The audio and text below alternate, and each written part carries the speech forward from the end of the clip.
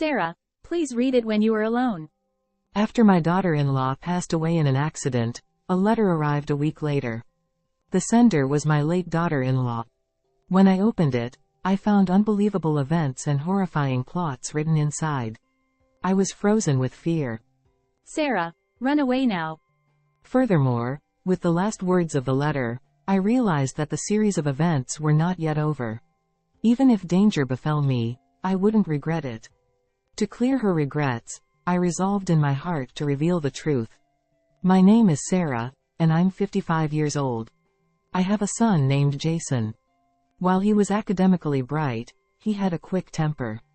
During his high school years, he got into trouble, even shoplifting, which was a constant worry for me.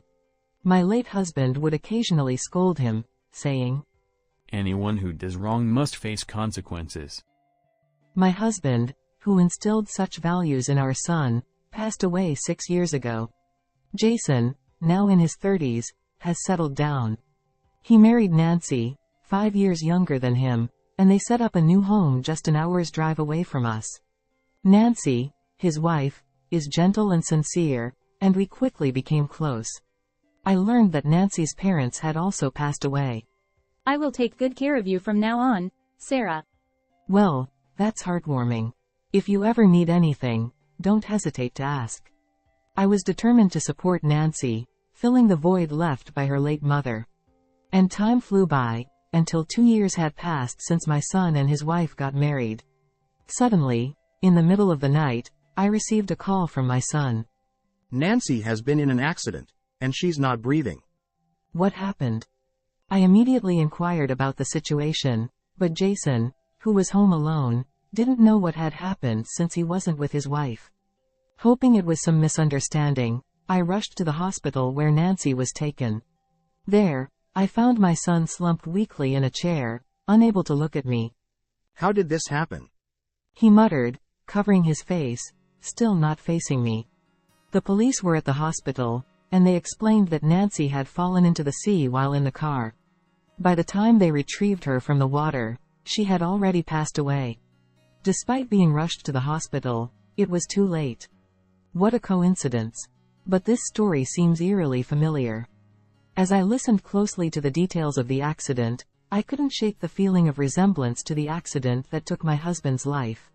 You see, my husband also left in the middle of the night, saying, "I'm going out shopping," only to later be found having fallen into a river, meeting his demise.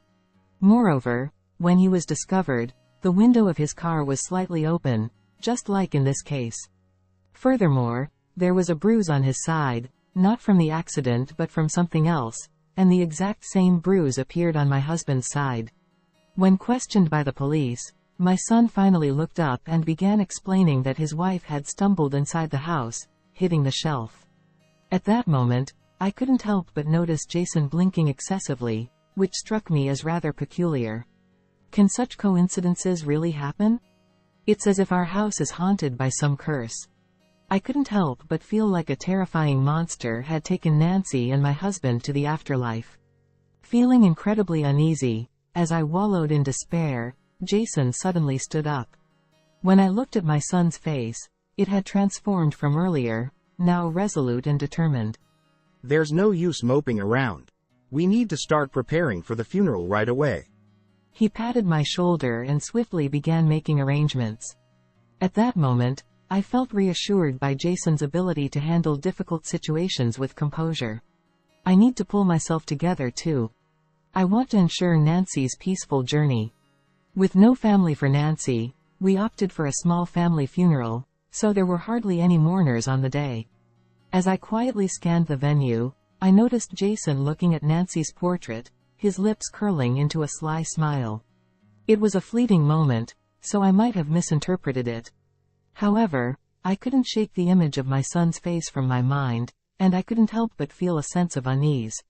A week after the funeral, one of Nancy's friends visited my house. When I mentioned that the memorial portrait and other belongings were at my son's house, the friend handed me a letter enclosed in a white envelope. Nancy asked me to deliver this to you in case anything happened to her. Furthermore, Nancy had spoken happily about how well I treated her. The person who brought the letter said it seemed a note of gratitude to me. After expressing my gratitude and seeing off the woman, I sat on the living room sofa with the letter in hand. Looking at the back of the envelope, there was a note with Nancy's name saying, Please read this alone. With a sense of dread, I opened the envelope with trembling hands and read the letter. It began with, Jason might be getting rid of his family for insurance money. which shocked me to the core. As I continued reading, it revealed that 6 years ago, my husband's accident was orchestrated by our son. Furthermore, Nancy warned, Now I might be the next target. If you receive this letter and I'm already gone, you might be in danger next. Please, run away immediately. Unbelievable as it seemed, these words were written on the page. Nancy, who had no one else, entrusted me with this letter out of a desperate desire for help. Seeing the evidence enclosed, I couldn't help but let out a surprised, "What? This is unbelievable." In the midst of my trembling anger, I couldn't shake off my husband's words echoing in my head. Anyone who does wrong must face the consequences. With that in mind, I immediately left the house with the evidence Nancy had given me to rush to the police. However, upon arriving at the police station, I felt that the letter and evidence alone might not be enough. If Nancy's assumptions were wrong, it could be disastrous. So, I reconsidered and decided to gather evidence diligently on my own. I went to my son's house, used the spare key Nancy had provided, pretended to clean while thoroughly inspecting every corner. Suddenly, I became curious about the closet. Upon opening it, I was met with an unbelievable sight. Could this be true?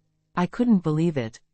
Amidst shock and confusion, I composed myself and installed hidden cameras to monitor my son's actions.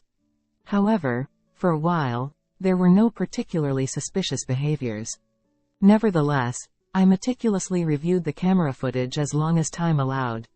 Half a year later, just as I began to think that nothing would happen, seeing my child's image on the screen made me rise from the sofa where I had been sitting.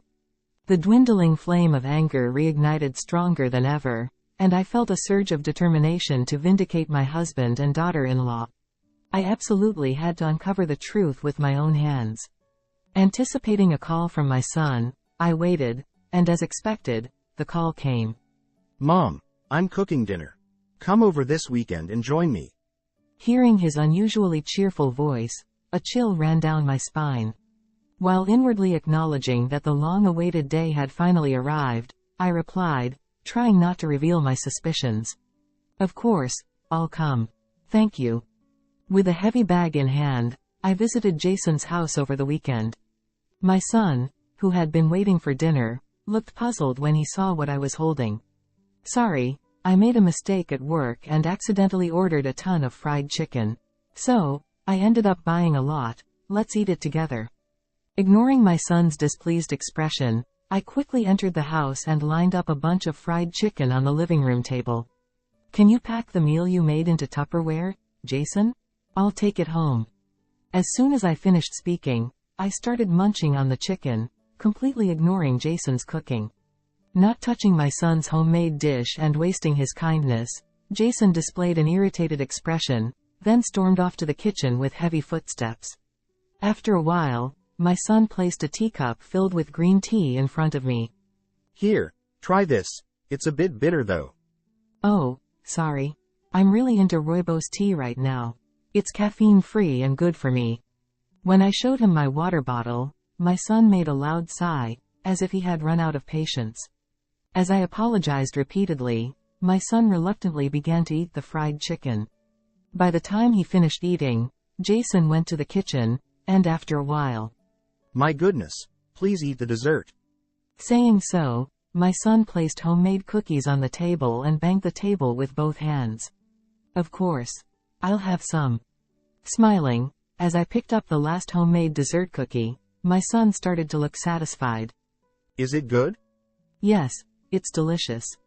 And then, perhaps because I was full, I fell asleep soundly on the sofa as soon as I said, "Thank you for the meal." After a while, I found myself being placed in the passenger seat of my car. Driving was, of course, Jason. When he parked in a place where the sound of waves could be heard, My son forcibly pushed me over and moved me to the driver's seat. Furthermore, Jason started the car engine and placed my foot on the accelerator. That's it. Stop right there. Huh? I may have seemed asleep, but I've been awake the whole time. I sat up abruptly, stared at my son, then immediately turned off the car engine. This is how you drowned my husband and Nancy in the sea. My son was shocked by my words, his eyes widening. What are you talking about? We just went for a drive. Don't play dumb. Then why did you forcibly move me to the driver's seat? As I glared at my clearly flustered son, he either couldn't come up with an excuse or chose not to respond, just mumbling to himself. Nancy told me something interesting. Apparently, you don't even rush to work when you oversleep. And for someone in sales, you sure seem to lack something, don't you? Huh? She said that? Yes, she did. And there's more where that came from, so you better listen up. I conveyed to him I already knew that Jason had been wandering around without going to work, and that my husband's bank account, which had his father's inheritance, was already empty. After much deliberation, she decided to confront Jason, but as soon as he returned home, Jason went straight to his room and started making a phone call. Sensing something was amiss, Nancy eavesdropped and heard Jason say, Don't worry. I'm about to receive a large sum of money soon, just like before. I'll support you. And then ended the call. Just then, Nancy found her life insurance policy document, which she had no recollection of, with a substantial payout of $100,000, naming Jason as the beneficiary. Around the same time, it was discovered that Jason had been importing sleeping pills from overseas. Nancy sensed that you might be targeting her life. But it's not just that. She was also distressed, thinking you might have sent your father to his grave for inheritance purposes. But that's just her speculation. After eating the cookies you made, you were watching me with satisfaction as I fell asleep as if it was a great success. Isn't that the best evidence? I just thought you liked them. Then let's take the cookies to the police and have them examined. When I took out the cookies from my bag, he stammered, turning pale. In fact, I pretended to eat them, immediately went to the toilet to throw up, and kept the evidence in a bag for safekeeping. That's not all. I took out the contract for my life insurance policy in my name and thrust it in front of my son. I don't remember ever signing up for this life insurance. And what's more, just like Nancy, you're the one set to receive a hefty sum of $10,000. Such a wonderful arrangement, isn't it? As I said this sarcastically, Jason looked flustered, his eyes darting around. Maybe you just forgot that you signed up for it, Mom? I was truly appalled by my son's continued evasion, and as I shot him a stern look, I showed Jason the letter Nancy had written me before her passing. Watching him tremble as he scanned the words, I revealed. Right after this letter arrived, I had hidden cameras installed in your house to verify the truth. It also recorded you putting sleeping pills in the cookies. I showed Jason the footage on my phone. His delighted expression as he hummed while mixing the cookies seemed devilish, likely thrilled at the prospect of soon obtaining a large sum of money. Putting someone to sleep like that. Do you find joy in taking people's lives? Feeling a mix of sadness and frustration, I involuntarily choked up. But instead of showing any remorse, my son quickly reverted to his usual demeanor. I accidentally mixed up the sleeping pills Nancy had from the hospital with sugar. Plus, there's no evidence linking me to what happened to you and Nancy, right? Excuse me? He seemed rather confident, almost as if he had successfully dodged any suspicion, with a smirk playing on his lips. All we did today was go for a drive, right? Nancy just misunderstood and wrote that letter. And Mom just forgot about the insurance policy. I don't think the police will take any action based on this. Placing his hand on his hip and tilting his head back, Jason laughed triumphantly. You think you can get away with anything as long as there's no evidence? My anger surged at Jason's cowardly attitude. But I hadn't walked into this situation unprepared either. There are hidden cameras installed in this car too. They captured the moment you forcibly pushed me from the passenger seat to the driver's seat. I revealed. My son tilted his head, almost mocking me. So what? The autopsy results of your father and Nancy mentioned a strange bruise on the side, not consistent with the accident. It was caused by you forcibly moving them to the driver's seat, rubbing against the side brake. I explained, lifting my jacket to reveal the freshly reddened area. To my surprise, Jason had inadvertently demonstrated how to create such a bruise using me as a prop in front of the hidden camera.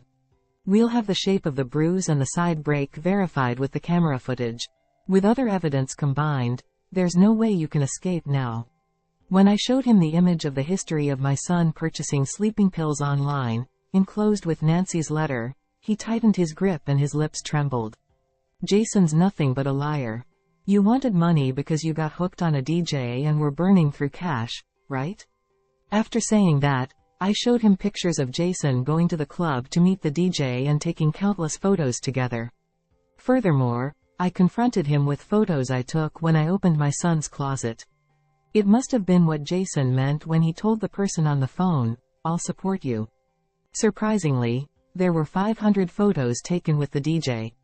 And Jason bought 100 of the same CD for $30 each, along with $28 trillion shirts and heaps of costumes for fans worth hundreds of dollars. Nancy couldn't find where Jason had put all the merchandise he bought. Surely, he hid them somewhere and brought them home after his wife passed away, leaving his son with them. Despite growing suspicion and no decisive evidence, Nancy suffered considerably, overwhelmed by her anguish. In case of emergency, she wrote a letter entrusting a friend, saying, "I just want my mother-in-law to be safe. You're such a heartless person for using sleeping pills to drown your family in the sea. Thanks to my daughter-in-law's letter, I survived. But neither my husband nor Nancy returned to this world. Only an indescribable emptiness swirled within me. I wanted to believe Nancy had just misunderstood. But you acted exactly as she imagined." Jason realized he couldn't talk his way out of this one and turned pale. Jason exclaimed, "Even if you're a parent, you have no right to snoop around someone else's house. "You're the one who took away our family's lives and now you're talking nonsense. This DJ is going to marry a handsome actor. You're just a cash cow." I showed my son today's online news. He was so desperate to delete me that he didn't even notice the news. No way. She said she wanted to share eternal dreams with me. Save that talk for bedtime. The one who will always be there for you is not the DJ, but your family. My son realized everything had ended in failure and burst into tears on the spot. I did so much for her. I've been betrayed. You're the only one who betrayed the family. Mom, please, I'll change and work a little. Just forgive me. Jason clung to me, crying like a baby. Such rotten determination to work a little after sacrificing so many people. The feelings entrusted to me by Nancy and the words left by my husband came back strongly. Always thinking about yourself. Anyone who does wrong must face consequences. I pushed my son away and called the police on the spot. Despite repeatedly bowing his head to me until the police arrived, Jason begged, "Mom, please, let's settle this peacefully." But I had no iota of intention to forgive him. When my son, whom thought had become irredeemable, attacked me, he was subdued by the arriving police officers and taken away. No matter how much he screamed, he himself had pushed away the family who would have helped him. In front of me, all that remained was the red-tinted sea illuminated by the police car's lights, quietly rippling. I will never forgive him. After that, my son was arrested and is now facing trial. The lawyer said, "He might never come out again." I visit my husband's and daughter-in-law's graves every day and it has become a routine to update them on Jason's situation. After visiting the graves, I go to theater rehearsals. Actually, a friend in the theater group taught me how to pretend to sleep, and I was praised for being convincing and even joined the group. Surprisingly, I'll be the cast as the lead role in the next performance. I realized my own talent in an unexpected way. Instead of dwelling on it, I will move forward with a positive attitude towards life.